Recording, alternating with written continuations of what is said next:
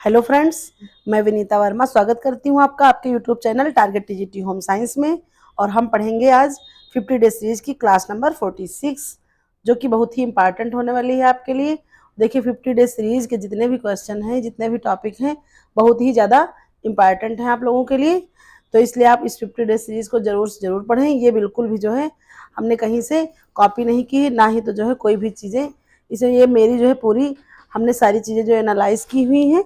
और उसके अलावा जहाँ से भी इम्पॉर्टेंट क्वेश्चन बनते हैं, जितने भी इम्पॉर्टेंट फैक्ट हैं, उन सब को हमने यहाँ पर जो है एक तरह से कह लीजिए मेंशन करने के बाद ये 50 डे सीरीज आप लोगों के लिए बनाई थी, जो कि लगभग लगभग पूरी होने को है। हम आज कौन सी करेंगे? तो क्लास नंबर 46 करेंगे, ठीक है। और इसमें जो है इसके बाद देखिए देखिए एक एक दिन हमारा जो है क्या हो रहा है। मार्च भी देखिए कैसे निकल गया, बिल्कुल पता ही नहीं चला। तो एक एक दिन हमारा परीक्षा का कम हो रहा है। अगर सोच ले तो हमारे पास बहुत ही कम समय बचा है। तो ऐसे में क्या होता है कि एक जैसे मतलब अजीब सा मन में आता है, थोड़ा जो है कह लीजिए कि घबराहट सी होने लगती। कभी ज़्यादा नहीं सोचिए तो नहीं होता है, लेकिन हमें क्या करना है, इसको जो है अपनी पॉजिटिव जो है थिंक में बदलना है और लगातार और ज़्यादा मेहनत करनी है, ठीक है। तो चलिए कुछ मोटिवेशनल लाइन के साथ हम स्टार्ट करते हैं क्लास। तो देखिए क्या है, सच है विपत्ति जब आती है कायर को ही दहलाती है। सच है विपत्ति जब आती है कायर को ही दहलाती है। सूरमा नहीं विचलित होते, क्षण एक नहीं धीरज खोते। विघ्नों को गले लगाते हैं, कांटों में राह बनाते हैं। ठीक है, इन्हीं लाइनों के साथ चलिए हम स्टार्ट करते हैं अपनी क्लास। हमारी क्लास का जो है, और हम इसमें भी जितने भी क्वेश्चन करेंगे टॉपिक वाइज करेंगे। टॉपिक वाइज पहले टेक्सटाइल, फिर होम मैनेजमेंट या अदर जो भी ब्रांच होगी उसके अकॉर्डिंग हम टॉपिक वाइज क्वेश्चनों को हल करते हुए चलेंगे। तो देखिए पहला प्रश्न है हमारा एक्सटेंशन सॉरी टेक्सटाइल का ही है पहला प्रश्न हमारा। देखते हैं क्या है पहला प्रश्न। निम्नलिखित में से कौन सा फाइबर एलिफेटिक पालामाइड से बना हुआ है? ठीक है, देखिए पालामाइड से ही आप जो है पालामाइड से समझ लीजिए। पहली बात तो अगर आपने पढ़ा होगा नायलॉन का के बारे में तो आप जान गए होंगे वैसे भी इसका आंसर, ठीक है। तो आइए ऑप्शन देखते हैं। ए है नायलॉन 6, बी है नायलॉन 6, सी है पॉलिस्टर और डी है एक्रिलिक। ठीक है, देखिए ये सारे रेसे हैं तो एक तरह से कृत्रिम रेसे ही, लेकिन पॉलीमाइड से जो है ना, एलिफेटिक पॉलीमाइड में क्या होता है, तो एक तरह से कह सकते हैं कार्बन की जो है परमाणिक रेखाएं है ना, रैखिक श्रृंखला होती है। ठीक है, क्या होती है, तो कार्बन की जो है परमाणु जो है रैखिक श्रृंखला होती है, एक तरह से कह सकते हैं। और ये क्या करती है, तो ये जो है एक तरह के नायलॉन का निर्माण करती है, जो कि हमारा कौन सा होता है, नायलॉन 6। ठीक है, नायलॉन 6, इसलिए हमारा करेक्ट आंसर क्या हो जाएगा, ऑप्शन ए नायलॉन 6। ठीक है, और इसमें नायलॉन 6 भी शामिल रहता है। और ये क्या होते हैं, तो ये एक तरह से बहुत ही ज़्यादा लंबे होते हैं, ठीक है, और भारी होते हैं। वजन में क्या होते हैं, भारी होते हैं। इनके जो रेशे बनते हैं वो बहुत ही मजबूत बनते हैं। ठीक है, तो करेक्ट आंसर क्या हो जाएगा, ऑप्शन ए। चलिए फिर देखते हैं नेक्स्ट क्वेश्चन। नेक्स्ट क्वेश्चन हमारा क्या है, सिल्क फाइबर की क्रिस्टलिनिटी कितने प्रतिशत होती है? देखिए सिल्क यानी कि आप जान गए ये कौन सा फाइबर है हमारा, तो ये है प्रोटीन जगत का फाइबर है ना, जो है प्राकृतिक में प्रोटीन जगत से प्राप्त फाइबर है हमारा, या रेशा कह सकते हैं सिल्क। ठीक है, तो इसकी क्रिस्टलिनिटी जो है कितनी है, ऑप्शन ए है 40 से 45%, बी है 60 से 65%, सी है 75 से 80%, डी है 90 से 95%। तो देखिए यहाँ हमारा करेक्ट आंसर क्या हो जाएगा, तो वो हो जाएगा ऑप्शन बी, हमारा करेक्ट आंसर हो जाएगा। ठीक है, 60 से 65% तक की इसकी क्या होती है, तो जो है क्रिस्टलिनिटी जो है क्षमता इसकी होती है। चलिए फिर देखते हैं अगला प्रश्न। तो अगला प्रश्न हमारा देखिए क्या है, मर्सरी जो है मरकरीकरण की प्रक्रिया कपास पर क्यों की जाती है ना, मर्सरीकरण भी इसको कहते हैं, एक तरह से मर्सराइजेशन प्रक्रिया को ही यहाँ पर ये लिखा गया है मरकरीकरण। तो देखते हैं, ए है चमक बढ़ाने के लिए, बी है लोच बढ़ाने के लिए, सी है पानी और शोषण क्षमता बढ़ाने के लिए, डी है उपयुक्त सभी।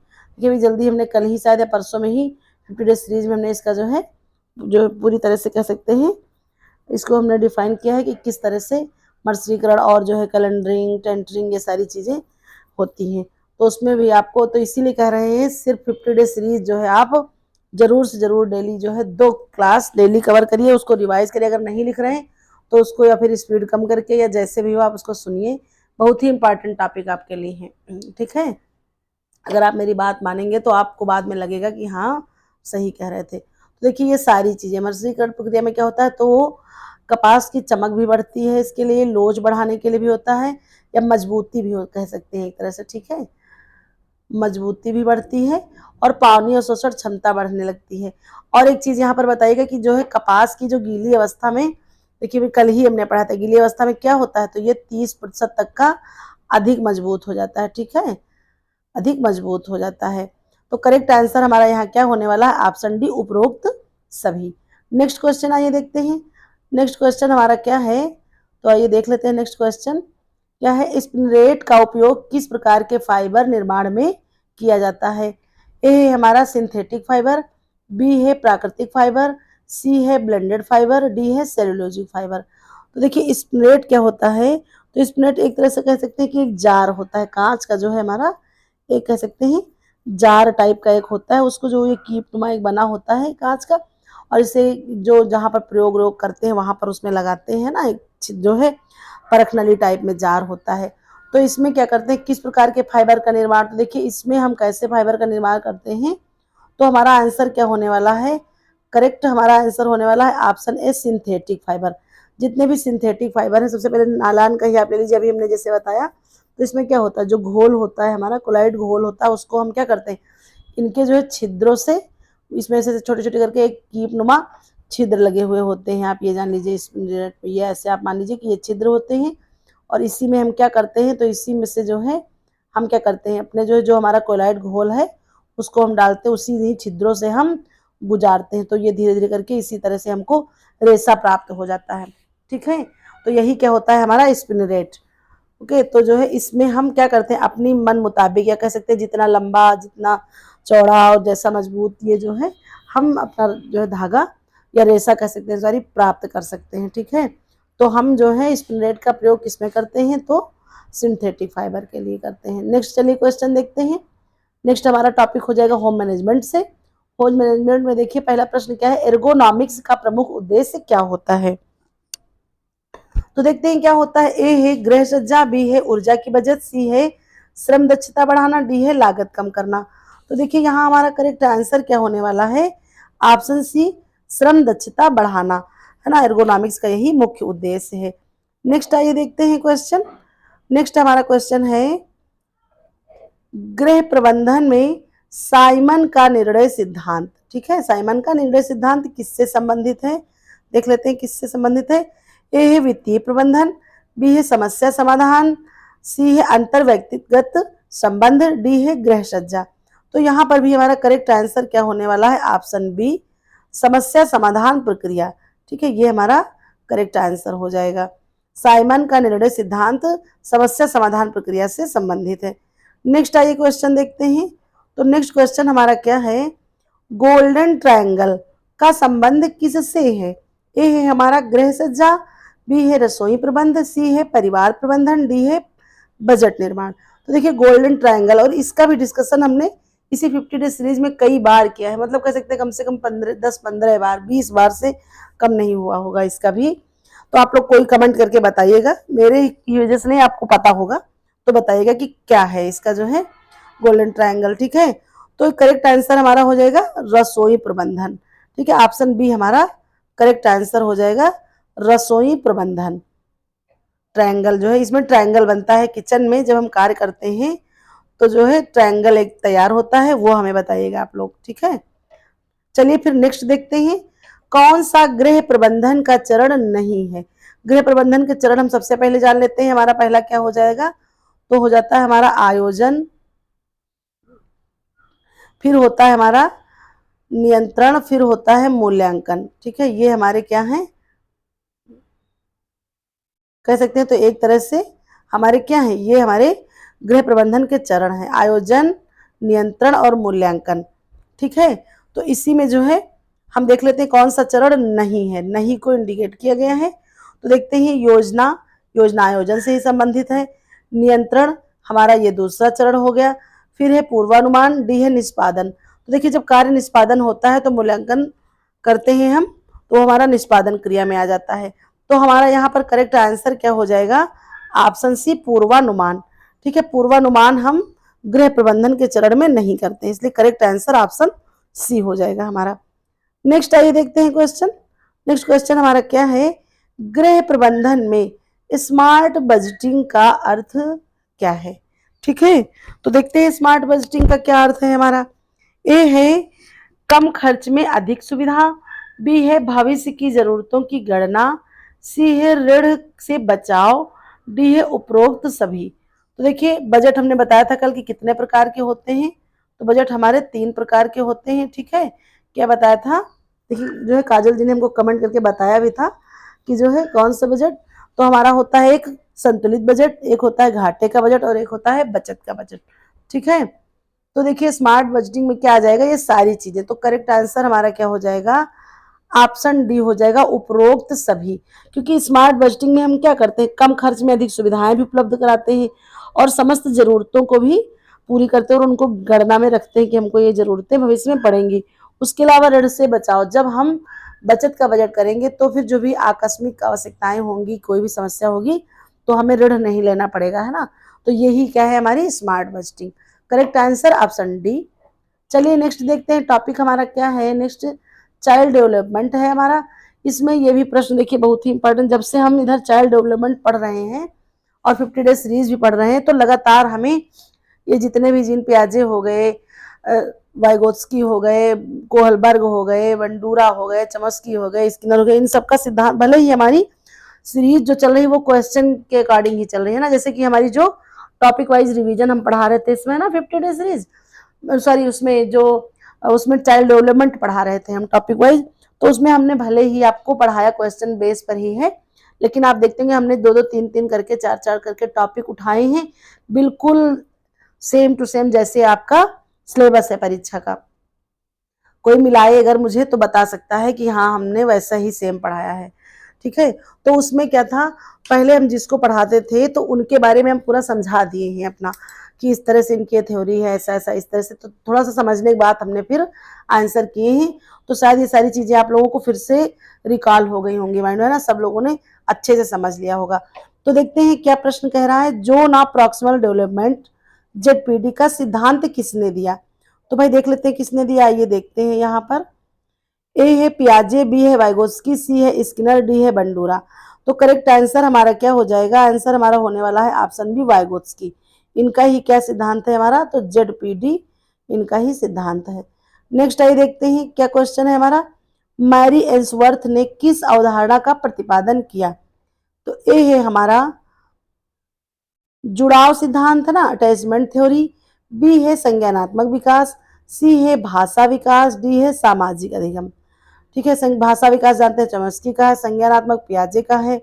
ठीक है, तो यहाँ पर देखिए करेक्ट आंसर हमारा क्या होने वाला है, तो ये हो जाएगा हमारा ऑप्शन ए जुड़ाव सिद्धांत। ठीक है, जुड़ाव सिद्धांत यानी कि अटैचमेंट थ्योरी, मैरी एल्सवर्थ ने जो है अटैचमेंट थ्योरी की अवधारणा प्रस्तुत की। नेक्स्ट आइए देखते हैं, नेक्स्ट हमारा क्वेश्चन क्या है, कोहलबर्ग के नैतिक विकास सिद्धांत के अनुसार अंतिम स्तर कौन सा होता है। ऑप्शन ये देख लेते हैं हम। देखिए हमने इनको बताया है कि जो है इनके, तो देखिए इन्होंने क्या किया है, कोहलबर्ग ने 3 स्तर बताए। ठीक है, इन्होंने क्या बताया है, तो 3 स्तर बताए हैं नैतिक विकास के। तो पहला हमारा देखिए ऑप्शन देख लेते हैं, ए है पूर्व परंपरागत, बी है परंपरागत, सी है उत्तर परंपरागत। तो देखिए पूर्व परंपरागत क्या होता है, तो ये हमारा हो जाता है, एक मिनट हम देखते हैं, ये है हमारा 3 से 10 वर्ष का। ठीक है, इसके बाद हमारा जो कह सकते हैं, जो हमारा एक तरह से कह लीजिए परंपरागत स्तर है, ये होता है हमारा 10 से 13 वर्ष तक। ठीक है, और ये जो एक हमारा उत्तर परंपरागत है ये हो जाता है आपका 13 वर्ष, 13 वर्ष से ऊपर भी हो सकता है, ऊपर ये 16 वर्ष कह लीजिए। इसी में हम क्या करते हैं, तो नैतिक मूल्यों का आत्मसात करते हैं। ठीक है, पूर्व परंपरागत में क्या होता है, जो इन्होंने स्तर बताए हैं, तो इसमें क्या होता है, नैतिक दुविधा में रहता है बच्चा, है ना। सब लोगों को जो है क्या करते हैं, सब चीजें अपने आप को उसको लगता है कि हमारी सारी चीजें ही अगली जो है कुछ भी चीज नहीं है, उसको जो है इसी को हम क्या कह सकते हैं, प्री कन्वेंशनल। ठीक है, ये अहम केंद्रित अवस्था होती है, कह सकते हैं एक तरह से। कौन सी अवस्था? तो जो पूर्व परंपरागत अवस्था ये क्या होती है, अहम केंद्रित होती है। ये चीज याद रखिएगा, अगर ऐसे भी प्रश्न बन सकता है कि अहम केंद्रित अवस्था, तो पूर्व परंपरागत अवस्था होती है। और जो परंपरागत अवस्था होती है उसमें क्या हो जाता है, तो उसमें जो है बच्चा सामाजिक व्यवस्था के प्रति जो है थोड़ा सा सम्मान करने लगता है, उसको अंदर बोध आने लगता है, कर्तव्य बोध, प्रशंसा की अवस्था इसमें होती है, अनेक सी चीजें बच्चा करना शुरू कर देता है। ये हो गया। तो देखिए प्रश्न क्या पूछ रहा है, नैतिक विकास का अंतिम स्तर, तो अंतिम हमारा क्या हो जाएगा, ये हमने बताया अभी, सी करेक्ट आंसर हो जाएगा, उत्तर परंपरागत। ठीक है, ये 13 वर्ष से ऊपर की अवस्था होती है और इसमें क्या होता है, वो नैतिक मूल्यों का आत्मसात करने लगता है, सारे नियम जो भी चीजें हैं वो वैधता के रूप में उसको मानने लगता है। और बच्चा क्या करता है, जन्मजात तो नहीं होता, इसे परिवार और स्कूल आस पड़ोस के साथ वो सीखता है। तो यही हमारी क्या है, उत्तर परंपरागत स्तर है। और यही हमारा अंतिम चरण भी है। आप, आई होप आप लोगों को अच्छे से समझ में आ गया होगा। ठीक है, चलिए फिर चलते हैं नेक्स्ट क्वेश्चन की ओर। नेक्स्ट क्वेश्चन हमारा क्या कह रहा है, बाल विकास में नेचर वर्सेस नर्चर बहस किसका अध्ययन है? तो नेचर वर्सेस नर्चर किसका अध्ययन है और इसमें किसका अध्ययन होता है? ठीक है, तो किसका अध्ययन है, तो देखते हैं। अनुवांशिकता और पर्यावरण का प्रभाव, बी है संज्ञानात्मक विकास, सी है भावनात्मक बुद्धि और डी है सामाजिकरण। तो देखिए यहाँ हमारा करेक्ट आंसर क्या होने वाला है, तो वो हो जाएगा हमारा करेक्ट आंसर ऑप्शन ए, अनुवांशिकता और पर्यावरण का प्रभाव। देखिए नेचर वर्सेस नर्चर में हम क्या करते हैं, देखिए इस चीज को हम इसमें अध्ययन करते हैं कि कैसे बच्चा सीखता है, किस तरह से उस पर क्या प्रभाव पड़ता है उसकी अनुवांशिकता का, और उसके साथ ही पर्यावरण का, वो कैसे माहौल में रहता है, किस वातावरण में रहता है, तो उसको हम कैसा सिखा पाते हैं, उसको कैसा ढाल पाते हैं, इसी का अध्ययन होता है नेचर वर्सेस नर्चर में। करो, करेक्ट आंसर हो जाएगा ऑप्शन ए। ठीक है, फिर चलिए देखते हैं नेक्स्ट क्वेश्चन। नेक्स्ट क्वेश्चन हमारा है, मोरो रिफ्लेक्स किस आयु तक देखा जाता है? ठीक है, तो यहां पर प्रश्न है हमारा, क्या है, मोरो रिफ्लेक्स किस आयु तक देखा जाता है? आइए ऑप्शन देख लेते हैं। ए है 1 माह, बी है 3 माह, सी है 6 माह। ठीक है, और इसके बाद हमारा नेक्स्ट है ऑप्शन डी है 12 माह। तो आइए चलते हैं अपने प्रश्न की ओर। प्रश्न हमारा क्या कह रहा है, मोरो रिफ्लेक्स। तो ऑप्शन 1 माह, 3 माह, 6 माह, तो यहाँ पर हमारा करेक्ट आंसर क्या हो जाएगा, ऑप्शन सी 6 माह। ठीक है, मोरो रिफ्लेक्स, मोरो रिफ्लेक्स में बच्चा करता क्या है, तो बच्चा अचानक से क्या करता है, वो चौंक उठता है। ठीक है, अचानक से कोई आवाज सुनेगा अगर, तो वो चौंकता है। ठीक है, अचानक से सडनली अगर कोई चीज आ जाती है तो एकदम से, देखिए छोटा सा बच्चा होता है, गोद में ले रही है, थोड़ी देर एकदम से पूरा शरीर एकदम झिटिक सा देता है, अजीब सा, तो वो क्या होता है, उसी को कहते हैं मोरो रिफ्लेक्स। उसके अलावा देखिए एक चीज होती है ग्राफ्स रिफ्लेक्स। ठीक है, क्या होता है, आपने भी जल्दी ही आपको ये भी चीजें बताई हैं वैसे। ग्राफ रिफ्लेक्स, इसमें क्या करता है, तो बच्चा वो जो होता है वो माँ से चिपका रहता है। ठीक है, एक मिनट, माँ से चिपका रहता है, उसके सीने से जो है माँ के बच्चा जो है चिपका रहता है। उसको क्या करता है, उसको जो है कह सकते हैं एक तरह से उसको प्रोटेक्शन मिलती है, सीने से चिपका लेने से बच्चे के। ये होता है आपका ग्राफ्स रिफ्लेक्स। और एक होता है, एक है हमारा रूटिंग। ठीक है, एक क्या है हमारा, तो एक है रूटिंग रिफ्लेक्स। तो उसमें क्या होता है, रूटिंग रिफ्लेक्स में क्या होता है, तो इसमें क्या करता है, बच्चे को गाल को जब हम छूते हैं, ठीक है, गाल को जब छूते हैं तो बच्चा उधर ही को, जैसे अगर ऐसे गाल लगाया धीरे धीरे किया तो उधर ही को मुंह करेगा। आपके घर में कभी छोटे बच्चे होंगे, ये चीज आपने देखी ही होगी, अगर नहीं देखी है तो देखिएगा। अगर आपने यहाँ गाल के पास हाथ लगाया फिर धीरे धीरे दूर किया तो बच्चा उधर को मुंह करेगा। फिर आप अगर बाईं तरफ लगाएंगे तो बाईं तरफ करेगा, दाईं तरफ लगाएंगे तो धीरे धीरे हटाएंगे तो वैसा है। वो क्या होता है, हमारा रूटिंग रिफ्लेक्स होता है। आई होप समझ में आ गया होगा आप लोगों को। तो मोरो रिफ्लेक्स आयु कब तक देखा जाता है, तो वो देखा जाता है 6 माह तक। इसमें क्या करता है, बच्चा अचानक से चौंक जाता है। ठीक है, नेक्स्ट आइए क्वेश्चन देखते हैं। तो नेक्स्ट हमारा क्वेश्चन एक्सटेंशन एजुकेशन से है। टॉपिक हमारा स्टार्ट हो गया एक्सटेंशन एजुकेशन। प्रश्न है हमारा, विस्तार शिक्षा का मूल उद्देश्य क्या है? ए है ग्रामीण विकास, बी है शिक्षा का प्रचार, सी है नवीन तकनीकों का अपनाना, डी है उपरोक्त सभी। तो देखिए यहाँ पर क्या हो जाएगा हमारा करेक्ट आंसर, तो हमारा करेक्ट आंसर हो जाएगा ऑप्शन हमारा होगा डी, उपरोक्त सभी, क्योंकि आप लोगों ने पढ़ा है ना कि जो है ये हमारी विस्तार शिक्षा या एक तरह से कह सकते हैं प्रसार शिक्षा क्या है। तो ये प्रसार शिक्षा क्या है, ग्रामीण लोगों के लिए। अगर आप कह सकते हैं कि मैम इसका आंसर तो ग्रामीण विकास हो जाए, क्योंकि प्रसार शिक्षा किसके लिए है, तो ये जो है ग्रामीण विकास के लिए। लेकिन हमें यहाँ पर अगर उपरोक्त जो है ना होता तब ये हम चुनते। लेकिन देखिए क्या है, शिक्षा का प्रचार करना, प्रचार प्रसार और नवीन तकनीकों को अपनाना, नवाचार कह सकते हैं, लोगों को बताना समझाना, और फिर है उपरोक्त सभी। तो यहाँ पर हम करेक्ट आंसर मानेंगे डी को, उपरोक्त सभी। ग्रामीणों के लिए तो ये शिक्षा है ही, है ना, लेकिन करेक्ट आंसर हो जाएगा ऑप्शन ए ग्रामीण विकास। लेकिन सॉरी, यहाँ पर डी होगा उपरोक्त सभी। और ये आप लोग जानते हैं ना, प्रसार शिक्षा हम लोगों ने जाना है ना कि प्रसार शब्द कहाँ का है, तो ये लैटिन भाषा के जो है टेंसियो से मिलकर बना है, और इसका अर्थ क्या होता है, फैलाना। ठीक है, प्रसार का अर्थ क्या है, फैलाना या खींचना। ठीक है, ये चीज आप जान लीजिए। और इसमें क्या होता है, मानव व्यवहार को रख करके हम पढ़ते हैं, मानव की जानकारी में परिवर्तन करना, उनके कार्य कौशल में परिवर्तन करना, उनके कार्य संपादन में परिवर्तन करना, उनकी मनोवृत्ति को बदल देना, उनके विचारों में परिवर्तन कर देना। ये क्या है, प्रसार शिक्षा का कह सकते हैं एक प्रकार से उद्देश्य है। इस तरह से जो है प्रसार शिक्षा को हम लागू करते हैं। और आप जानते हैं प्रसार शिक्षा का जो है उद्भवन कहाँ हुआ, तो ये कहाँ हुआ था उद्भवन, तो ये हुआ था ब्रिटेन के विश्वविद्यालय में। ठीक है, कैम्ब्रिज विश्वविद्यालय में जो है कब हुआ था, तो 1873 को जो है कृषि संबंधित जानकारी के लिए किया गया था। ठीक है, ये सारी चीजें आप याद रखिएगा प्रसार शिक्षा के बारे में। और बाकी इसके अलावा जानते ही हैं आप, है ना, एग्रीकल्चर एक्सटेंशन, है ना, कृषि प्रसार में जो है अनेक चीजें शामिल हैं इसमें। नेक्स्ट आइए क्वेश्चन देखते हैं। और एक्सटेंशन एजुकेशन बहुत अच्छे से जो है हमने टॉपिक वाइज पढ़ाया है। आप हमारी प्लेलिस्ट में जाइए, वहां आपको सारी क्लासें मिलेंगी, अच्छे से पढ़िएगा। फिर है डेमोन्स्ट्रेशन विधि का मुख्य लक्ष्य क्या है। ए है व्यवहारिक ज्ञान देना, बी है गणितीय ज्ञान देना, सी है व्याख्या देना, डी है प्रशासनिक नियंत्रण। तो हमारा यहाँ पर करेक्ट आंसर क्या हो जाएगा, ऑप्शन ए व्यवहारिक ज्ञान देना। डेमोन्स्ट्रेशन विधि में हम क्या करते हैं, व्यवहारिक ज्ञान देते हैं। आइए नेक्स्ट क्वेश्चन देखते हैं। टोटल क्वालिटी मैनेजमेंट, ठीक है, TQM किससे संबंधित है। आइए देखते हैं ऑप्शन।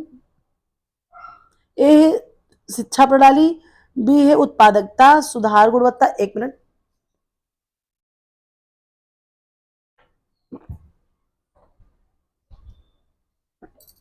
सी है सामुदायिक सेवाएं, डी है शोध कार्य। तो देखिए TQM किससे संबंधित है, तो ये हमारा संबंधित है तो उत्पादकता और गुणवत्ता सुधार से। इसलिए करेक्ट आंसर क्या हो जाएगा, ऑप्शन बी, उत्पादकता और गुणवत्ता सुधार से इसका संबंध है। ठीक है, चलिए फिर देखते हैं नेक्स्ट क्वेश्चन।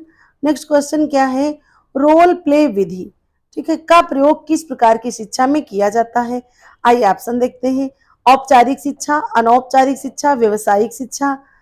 ठीक है, फिर है हमारा डी ऑप्शन उपरोक्त सभी। तो देखिए करेक्ट आंसर हमारा क्या हो जाएगा, ऑप्शन डी हो जाएगा करेक्ट आंसर, उपरोक्त सभी। नेक्स्ट आइए क्वेश्चन पर चलते हैं। नेक्स्ट क्वेश्चन क्या कह रहा है, कृषि विस्तार, है ना, कृषि विस्तार में फ्रेंचाइज मॉडल की बात हो रही है, का प्रयोग किस देश में सबसे पहले किया गया। तो आइए देखते हैं ऑप्शन। ए है भारत, बी है अमेरिका, सी है जर्मनी, डी है चीन। तो देखिए फ्रेंचाइज मॉडल का प्रयोग सबसे पहले किसने किया, तो वो किया था सबसे पहले हमारे अमेरिका ने। ठीक है, ऑप्शन बी हो जाएगा अमेरिका ने। ठीक है, नेक्स्ट आइए क्वेश्चन देखते हैं। नेक्स्ट हमारा क्वेश्चन होगा, हमारा ऑप्शन भी देख लेते हैं, पोषण एवं स्वास्थ्य विज्ञान। ठीक है, न्यूट्रिशन एंड हेल्थ साइंस से हमारे क्वेश्चन है, देखते हैं। आइए हम, विटामिन B12 मुख्य रूप से किसमें पाया जाता है।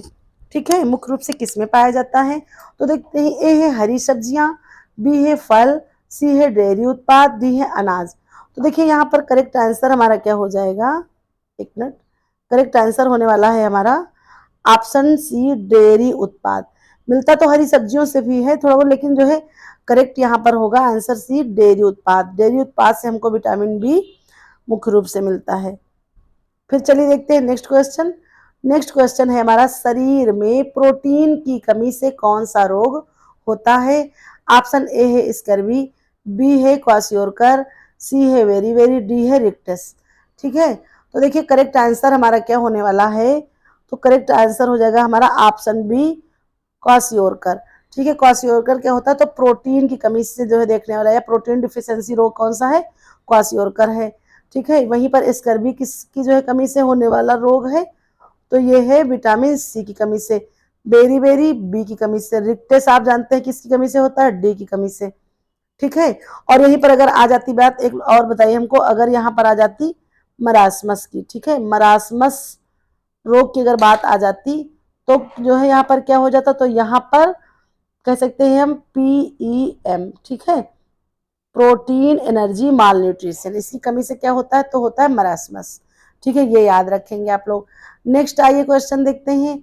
नेक्स्ट क्वेश्चन है हमारा, RDA का पूरा नाम क्या है।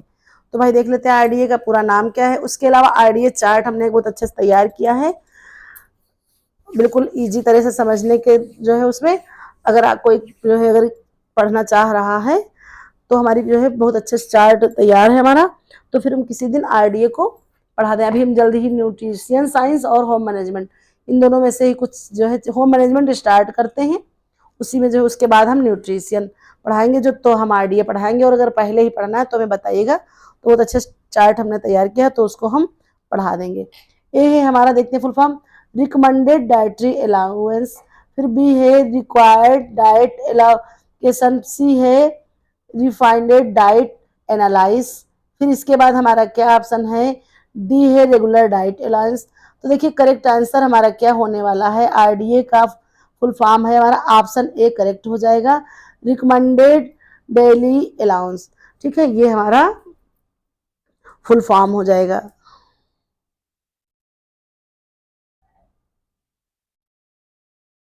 फिर चलिए देखते हैं नेक्स्ट क्वेश्चन। नेक्स्ट है बॉडी मास इंडेक्स BMI की सामान्य श्रेणी क्या होती है। तो देख लेते हैं, ऑप्शन ए है 18.5 से 24.9 तक, फिर है 25 से 32.9 तक, सी है फिर 30 से 35, डी है 35 से 40। तो देखिए यहाँ पर करेक्ट आंसर हमारा क्या हो जाएगा, करेक्ट आंसर हो जाएगा ऑप्शन ए 18.5 से 24.9। ये जो है क्या है, सामान्य श्रेणी का एक स्वस्थ व्यक्ति का BMI है। ठीक है, बॉडी मास इंडेक्स कह सकते हैं। नेक्स्ट आइए क्वेश्चन देखते हैं। तो नेक्स्ट हमारा क्वेश्चन है, हीमोग्लोबिन में कौन सा तत्व पाया जाता है। देख लेते हैं, ऑप्शन ए है कैल्शियम, बी है फास्फोरस, सी है लोहा, डी है जिंक। तो देखिए यहाँ पर हमारा करेक्ट आंसर क्या हो जाएगा, ऑप्शन सी लोहा। हीमोग्लोबिन में हम क्या पाते हैं, प्राप्त करते हैं, तो लोहा, लोहा एक जो है तत्व है वो पाया जाता है। नेक्स्ट आइए क्वेश्चन देखते हैं, ह्यूमन फिजियोलॉजी हमारा नेक्स्ट टॉपिक होगा, ह्यूमन फिजियोलॉजी। इससे हम करेंगे प्रश्न। पहला प्रश्न है, सिनैप्स किसका प्रमुख घटक है। सिनैप्स किसका प्रमुख घटक है, तो आइए देखते हैं। ए है मांसपेशी तंत्र, बी है तंत्रिका तंत्र, सी है पाचन तंत्र, डी है श्वसन तंत्र। ठीक है, श्वसन तंत्र। तो करेक्ट आंसर हमारा क्या हो जाएगा, ऑप्शन बी तंत्रिका तंत्र। ठीक है, बी ऑप्शन होने वाला है, तंत्रिका तंत्र। सिनैप्स का प्रमुख घटक है तंत्रिका तंत्र। चलिए फिर देखते हैं नेक्स्ट क्वेश्चन। नेक्स्ट क्वेश्चन क्या है, निम्नलिखित में से कौन सा हार्मोन रक्त में ग्लूकोज स्तर को नियंत्रित करता है। ऑप्शन आई देखते हैं, थायरॉक्सिन, बी है इंसुलिन, सी है एड्रेनालिन। ठीक है, इसके बाद हमारा डी है प्रोलैक्टिन। तो देखिए हमारा करेक्ट आंसर क्या हो जाएगा, ऑप्शन बी इंसुलिन। ये क्या करता है, तो ये हमारे रक्त में ग्लूकोज स्तर को नियंत्रित करता है। उसके अलावा आप जानते हैं कहाँ से निकलता है, तो ये पेनक्रियाज से या अग्नाशय कह सकते हैं, जो बीटा सेल्स होती हैं उससे निकलता है। क्या हमारा इंसुलिन, इसी की कमी से हम क्या हो जाते हैं, मधुमेह से ग्रसित हो जाते हैं। जब ये पेनक्रियाज से निकलना कम बंद हो जाता है, कम हो जाता है, तो फिर हमारे ब्लड में क्या होता है, फिर वो ग्लूकोज की मात्रा बढ़ने लगती है और हम मधुमेह से ग्रसित हो जाते हैं। फिर चलिए देखते हैं नेक्स्ट क्वेश्चन। नेक्स्ट क्वेश्चन हमारा क्या है, एसे नोड का कार्य क्या होता है। तो ऐसे नोड जो हमारा है इसका कार्य क्या होता है, ये देख लेते हैं। ए है हृदय गति को नियंत्रित करना, बी है रक्त शुद्धिकरण करना, सी है ऑक्सीजन परिवहन, डी है हार्मोन उत्पादन। तो देखिए हमारा करेक्ट आंसर क्या हो जाएगा, जो ऐसे नोड है उसका प्रमुख कार्य हमारा क्या है, ऑप्शन ए हमारा करेक्ट आंसर हो जाएगा, हृदय गति को नियंत्रित करना। ठीक है, ऐसे नोड का यही कार्य है, हृदय गति को नियंत्रित करना। ठीक है, ये थोड़ा सा जो है आप कहीं ना कहीं स्टार मार्क करिए, इंपॉर्टेंट प्रश्न है आपका। फिर चलिए देखते हैं नेक्स्ट क्वेश्चन। नेक्स्ट क्वेश्चन क्या है, शरीर में यूरिया का निर्माण कहाँ होता है? तो देख लेते हैं यूरिया का निर्माण कहाँ होता है। ए है गुर्दे, बी है यकृत, सी है प्लाज्मा, डी है पाचन तंत्र। ठीक है, तो देखिए हमारा करेक्ट आंसर क्या हो जाएगा, ऑप्शन बी यकृत। ठीक है, यकृत में क्या होता है, यूरिया का निर्माण होता है। और बता दीजिए यकृत क्या है, तो ये हमारी यकृत क्या है, तो यकृत हमारी सबसे बड़ी क्या है, ग्रंथि है। ठीक है, सबसे बड़ी ग्रंथि कौन सी है, तो यकृत ग्रंथि हमारी सबसे बड़ी है। चलिए फिर देखते हैं नेक्स्ट क्वेश्चन। नेक्स्ट क्वेश्चन हमारा क्या है, एक मिनट, तुम कहाँ गए भैया। रक्त में ऑक्सीजन का परिवहन किसके द्वारा किया जाता है? तो ए है श्वेत रक्त कोशिकाएं, बी है हीमोग्लोबिन, सी है प्लेटलेट्स, डी है एंजाइम। तो देखिए हमारा करेक्ट आंसर क्या होने वाला है, तो करेक्ट आंसर हो जाएगा ऑप्शन बी हीमोग्लोबिन। ठीक है, रक्त में ऑक्सीजन का परिवहन किसके द्वारा किया जाता है, तो वो किया जाता है हीमोग्लोबिन के द्वारा। चलिए फिर देखते हैं हम नेक्स्ट क्वेश्चन। आइए इसके बारे में थोड़ा सा समझ लेते हैं। तो देखिए जो श्वेत रक्त कणिकाएं होती हैं, जिनको हम क्या कहते हैं, एक मिनट, तो इनको हम कहते हैं WBC। ठीक है, WBC। और जो है ये क्या करती है, तो सबसे बड़ी रक्त कोशिका WBC होती है। और जो है इनको हम क्या कहते हैं, एक तरह से कह सकते हैं। और ये जो हीमोग्लोबिन है ये क्या करता है, और ये प्लेटलेट्स जो है इनका अनुपात कितना होता है, तो इनका अनुपात होता है, कुछ नई चीजें हैं, बाकी तो अन्य आप जानते हैं, इनका जो एक जो है अनुपात होता है। उसके अलावा RBC क्या होता है, तो ये एक तरह से कह दीजिए इर्थोथाइस कहते हैं इनको, है ना। और इनका जो है कह सकते हैं एक प्रकार से लाइफ, है ना, कितने दिन की होती है, तो ये लगभग जो है कितने दिन की होती है कह सकते हैं, तो ये जो हमारी RBC होती हैं इनका जो है जीवन काल कितना होता है, तो 120 दिन तक होता है। ठीक है, और इनका लगभग 3 से 4 ही दिन तक का होता है, ये चीज थी। तो करेक्ट आंसर यहाँ हमारा क्या है, ऑप्शन बी हीमोग्लोबिन। ये क्या होता है, तो रक्त में ऑक्सीजन का परिवहन इन्हीं के द्वारा होता है। फिर चलिए नेक्स्ट देखते हैं, टॉपिक है हमारा स्वास्थ्य विज्ञान, हेल्थ साइंस। एंटीबॉडी का निर्माण शरीर में कहाँ होता है? ए है हमारा अस्थिमज्जा, बी है तिल्ली, सी है लसिका तंत्र, डी है उपरोक्त सभी।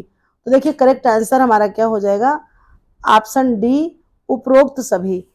एंटीबॉडी का निर्माण हमारे शरीर में कहाँ होता है, तो इन सभी जगह पर। ठीक है, अस्थिमज्जा में, तिल्ली में और लसिका तंत्र में। चलिए फिर देखते हैं नेक्स्ट क्वेश्चन। नेक्स्ट हमारा क्या है, टाइफाइड के प्रमुख लक्षण क्या हैं? तो देख लेते हैं, आइए। ए है त्वचा पर लाल चकत्ते, बी है उच्च बुखार और कमजोरी, सी है आंखों में जलन, डी है जोड़ों में दर्द।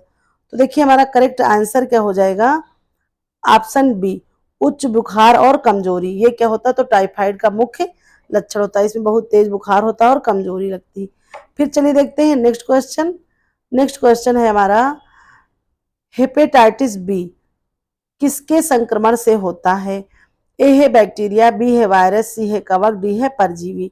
तो देखिए हेपेटाइटिस बी जो है किसके संक्रमण से होता है, तो यहाँ पर हमारा करेक्ट आंसर होने वाला है ऑप्शन बी वायरस। ठीक है, ये एक जो है वायरस से फैलने वाला रोग है। फिर चलिए देखते हैं नेक्स्ट क्वेश्चन। नेक्स्ट क्वेश्चन हमारा क्या है, BMI। ठीक है, BMI की गणना का सूत्र क्या है, या BMI जो है हम कैसे नापते हैं?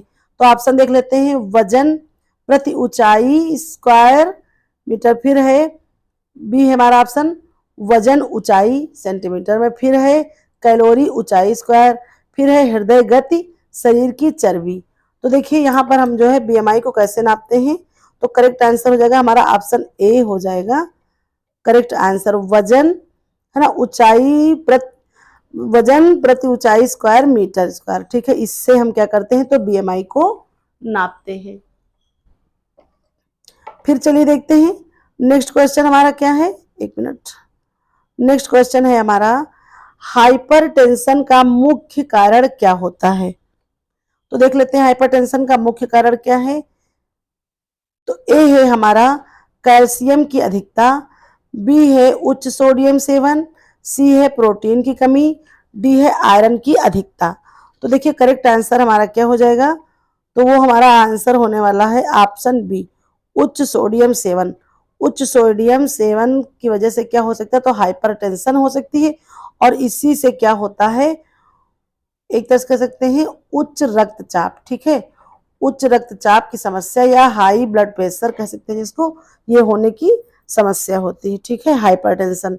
और देखिए एक चीज और है, यहीं पर बता दें, हाइपर और हाइपो हम कई बार बता चुके हैं, फिर बता रहे हैं, बार बार चीजें दिमाग में चलती रहें, इसलिए ऐसा होता है कि देखिए हाइप, जहां पर देखिए अगर कहीं भी अगर आपको हाइपो मिले और कहीं पर आपको अगर हाइपर मिल रहा है, तो जो है जो हाइपो है इसका इसका जो है तात्पर्य हो जाएगा कि उस जो है जो भी चीज है, आप कह सकते हैं जो भी न्यूट्रिशन है उसकी आप कह सकते हैं एक प्रकार से कमी। ठीक है, ये होता है कमी बताता है, दर्शाता है, और जो हाइपर होता है वो अधिकता को दर्शाता है। ठीक है, हाइपर किसको दर्शाता है, तो अधिकता को दर्शाता है। यहाँ पर हाइपर की बात हो रही, हाइपर टेंशन, तो वैसे भी आंसर हो जाएगा उच्च सोडियम। ये याद रखिएगा आप लोग, ये आपको ट्रिक अगर प्रश्न आ गया तो काम करेगी आपके लिए। तो चलिए फिर इस तरह से हमारा आज का टॉपिक कंप्लीट होता है। और जो है आप लोगों को धन्यवाद हमारे साथ जुड़े रहने के लिए और कमेंट करने के लिए। कमेंट करने के लिए इसलिए ताकि हम अन्य चीज़ें करा सकें प्रोवाइड। अगर आईडीए हमने कंप्लीट कर लिया है चार्ट के तौर पे, बताइएगा आप लोग जैसा भी पढ़ना होगा। नहीं तो इसके अलावा 50 डे सीरीज में हम क्या पढ़ेंगे, तो आप पढ़ेंगे हम होम मैनेजमेंट। एक क्लास अभी हमारी चाइल्ड डेवलपमेंट की और है, कुछ समस्याएं हैं, मेरी तबीयत भी नहीं ठीक है, इसलिए हम क्लास ज़्यादा नहीं दे पा रहे। नहीं तो मेरी तैयार है क्लास चाइल्ड डेवलपमेंट की, जो भी बताया था आप लोगों ने, कुछ चीज़ें जो कवर करनी है वो तैयार है पीडीएफ बिल्कुल, बस मुझे रिकॉर्ड करके आपको प्रोवाइड करानी है। ठीक है, तो चलिए फिर अब हम देखेंगे अपनी अगली क्लास, जो कि होगी हमारी, जो हमारी अभी चल रही है प्रीवियस ईयर क्वेश्चन, जो हम 2016 का कर रहे हैं। अभी उसमें भी हमने कितने क्वेश्चन, 69 तक के है ना, 70 क्वेश्चन हमने डिस्कशन किया, लेकिन आंसर नहीं किया है, अभी वो भी हमको पूरी करनी है। ठीक है, उसको करेंगे, और इसके बाद चाइल्ड डेवलपमेंट की हमारी क्लास होगी, फिर हम जाकर के स्टार्ट करेंगे होम मैनेजमेंट। तो चलिए फिर, तब तक के लिए धन्यवाद आप लोगों का।